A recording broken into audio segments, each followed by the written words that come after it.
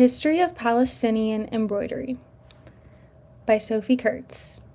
My thesis is Palestinian embroidery holds deep cultural and historical significance as it acts as an archive of Palestinian identity, a tool for political resistance, and a powerful symbol of national unity and heritage. What is Palestinian embroidery? The everyday dresses of Palestinian women exemplify the history and identity of the wearer.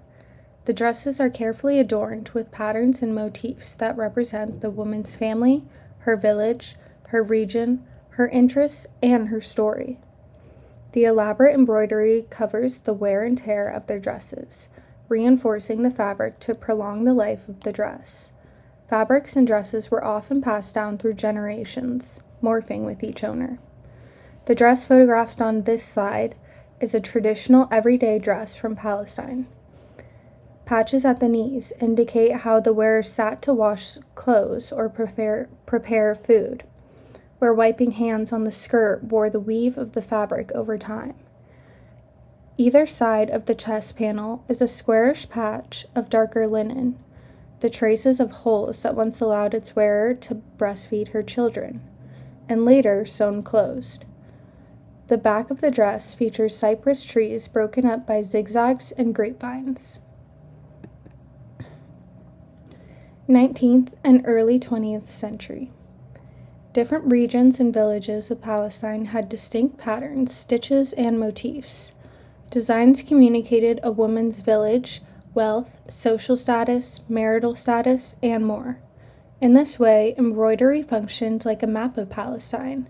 It visually represented local identities and connected people to specific places and communities. On the left, pictured, is embroidery from the Al-Khalil region of Palestine. The women of this region primarily used the cross-stitch embroidery pattern called the tent of Pasha, with variations that were specific to each village or town, all using silk threads. On the right, pictured, is embroidery from Bethlehem, which is known for their Tahiri couching, which is using a thick thread bound to the dress by another thin thread to create a raised pattern. Women's roles in tradition. Embroidery was closely tied to women's daily lives. Girls learned it from a young age, often from their mothers or grandmothers. It played a key role in preparing for marriage, especially through the creation of the trousseau, a collection of embroidered garments a woman would make for herself as she prepares for married life. Importantly, embroidery was originally done for personal and cultural reasons, not for sale. It was a creative and meaningful part of everyday life, reflecting both skill and identity. The Nakba. Everything changed in 1948 with the Nakba, when many Palestinians were displaced from their land. The violent displacement of approximately 750,000 to 1 million Palestinians during the creation of the State of Israel involved the destruction of hundreds of Palestinian villages, enduring displacement, and the loss of land, property, and cultural identity for a majority of the Palestinian population. This disrupted traditional ways of life, including agriculture, which many families depended on. As a result, women began using embroidery as a way to earn income. So embroidery shifted from being a personal, cultural practice to a form of economic survival. This marks a major turning point, where the meaning of embroidery expanded to include labor and financial necessity. During and after this time period, regional patterns and motifs began intersecting for the first time, as women from various places of Palestine shared their designs with one another while in refugee camps together. Embroidery as resistance.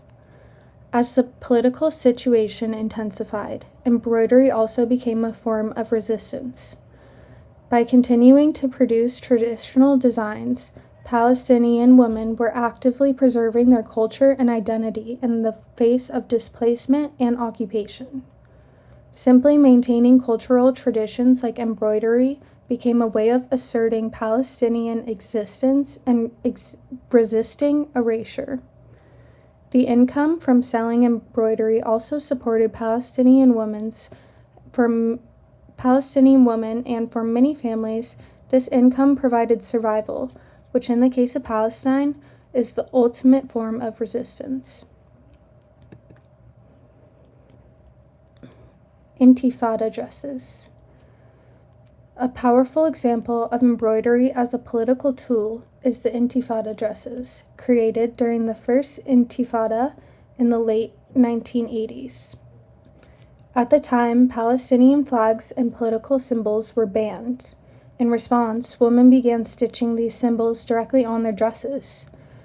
They included things like the Palestinian flag colors, maps of Palestine, and political imagery like doves or even rifles. Because these designs were a part of clothing, they couldn't be easily confiscated. Wearing these dresses became an act of protest and defiance. This shows how embroidery moved beyond symbolism to become a direct and visible form of resistance. Women's agency. Embroidery also played an important role in visual art, especially in the 1970s and 1980s. Artists often depicted Palestinian women as wearing embroidered dresses. In these images, the woman represents the land, the nation, and the future. This idea connects woman, motherhood, and the land itself. However, the symbolism is complex.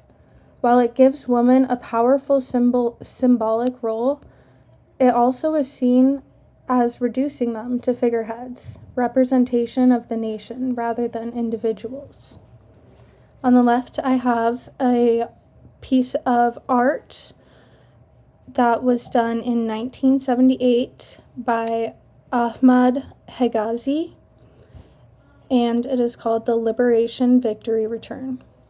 And it is one of the many portrayals of women as state leaders and figureheads from this time period. Modern embroidery in the global market. Today, Palestinian embroidery has entered global markets. It's often sold through NGOs, which are non-governmental organizations, and businesses in the form of bags, accessories, and home decor, as well as clothing. These organizations can provide income and opportunities for women, especially in the refugee communities. However, there are also challenges.